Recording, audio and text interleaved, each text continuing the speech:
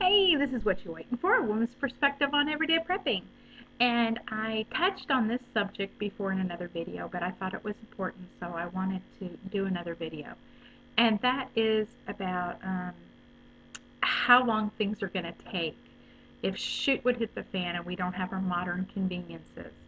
Um, there's so many women out there that expect to be super moms, and they maybe work outside the home, or maybe are a stay-at-home mom. They might try to come home and do all the laundry around the house and clean the house and try to cook everything from scratch. Maybe homeschool their kids, and right now they might be able to do all those things and plus take the kids and run around. They might be able to be super mom right now, but if something would happen and shit would hit the fan and we do not have the modern conveniences, most likely you're not going to be able to do it all. And that goes for you guys too. If you think all of a sudden if shit hits the fan, you're going to be Superman, you're going to go chop a cord of wood and snare all these animals and go hunting and go fishing and come home and it's just, you have unrealistic expectations. um, because I'm just going to go by, say, the women's perspective right now. Um, right now, you might be able to go and do, 3 loads of laundry a day, take out your vacuum cleaner and clean your house. Uh, if you're running late, maybe open a can of raviolis for the kids, pop them in the microwave, um, give them lunch, turn on the stereo or the TV or video games, keep the kids occupied for a while you're going over there and cooking and making bread and putting it in the oven. And all this stuff will not be there if shoot hits the fan. All these conveniences. You will have to hand wash clothes. You will have to dry on a line. You will have to, no microwave. You might have cans, but you still have to cook them or heat them up um, on a stove. If you do a simple thing like a pot of beans, um, you have to prepare them for the night before, but then in the next morning when you try to cook them, you don't want to do on a small little camp stove or something because you're using up your fuel. You'll want to do possibly a campfire type thing, or a wood stove.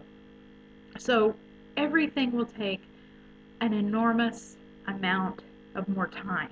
If you're running late, you can't run to McDonald's. Uh, if you have, say, a pressure cooker, you might be able to get the beans done, in a portion of the time. But pretty much everything's going to be back to maybe like how it was in prairie days. Uh, and if you notice back in the prairie days, or even, the 1930s during the Depression and things, the families worked together. And I suggest that you go and you teach your children. Have your children ever washed their own clothes by hand?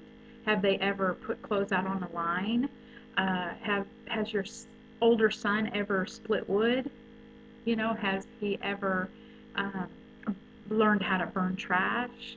If you have a way to like a wood stove, has anyone besides you and your husband ever lit the stove and understood how to keep it going?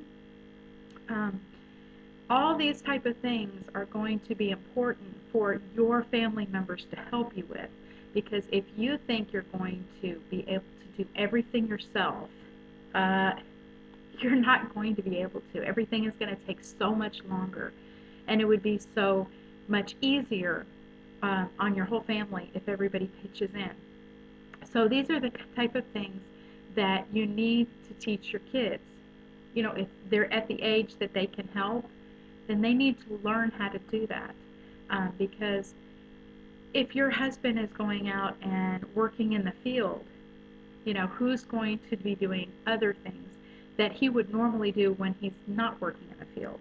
Um, you might have your kids get into helping, maintenance on things, on maintenance on the house. Um, just things that they normally wouldn't do.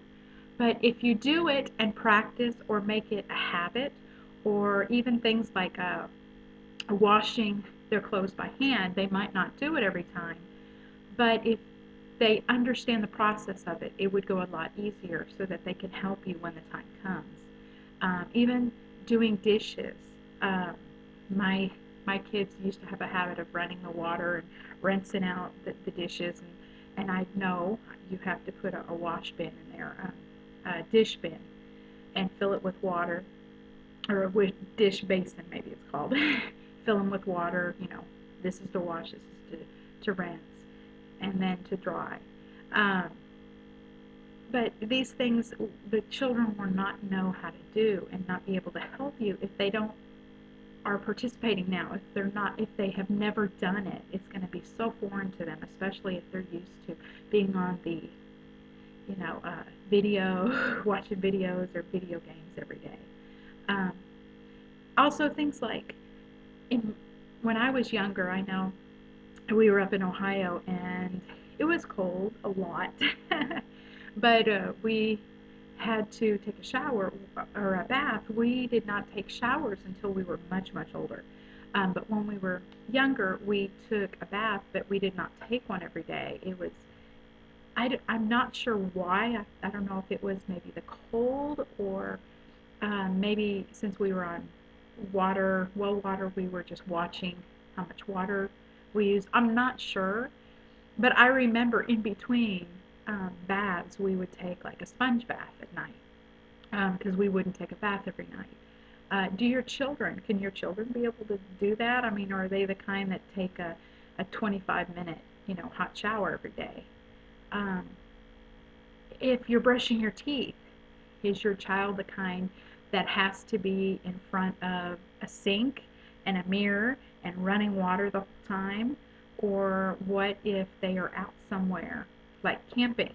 I mean, we sometimes go camping with the Girl Scouts, and we do have girls that are like, you want me to what? Oh my gosh, I'm just asking them to do something so foreign. Uh, but at least if you get them in the idea of, well, try to brush your teeth with this much water instead of running the water, just to prepare them, because it's not only the water that's going to be scarce, but also the hot water that's going to be scarce. It might go back to the age of getting a bucket, putting water in it, and then boiling, some water and adding it to it, and that might be our bath water. Um, get your kids in the idea that, this is what might happen, and if so, we're going to go with it. We're not going to sit there and die because we don't have a 30-minute hot shower. But I just wanted to put that out there, especially about, being super mom, thinking she's going to, oh, when this happens, have you ever uh, made a loaf of bread without the bread maker? You know, just things that you need to think about. It's going to take a lot longer. It's going to take a lot more time. It's going to take physical, hands-on. Practice it now, but also get your kids involved, because in the prairie times, everybody was helping. Everybody had chores. Everybody helped with the animals, or helped with bring in the harvest, or the women, the girls helped when their mom was baking bread. They were standing right there helping. And so I think that's something you need to think about with your family. Um, don't expect to be super mom all of a sudden and be able to do everything you want to do, because without the modern conveniences, it's going to take a lot more time, and you're not going to have it. You're probably going to have to pick and choose what you do during that day. So, something to think about, and what you waiting for?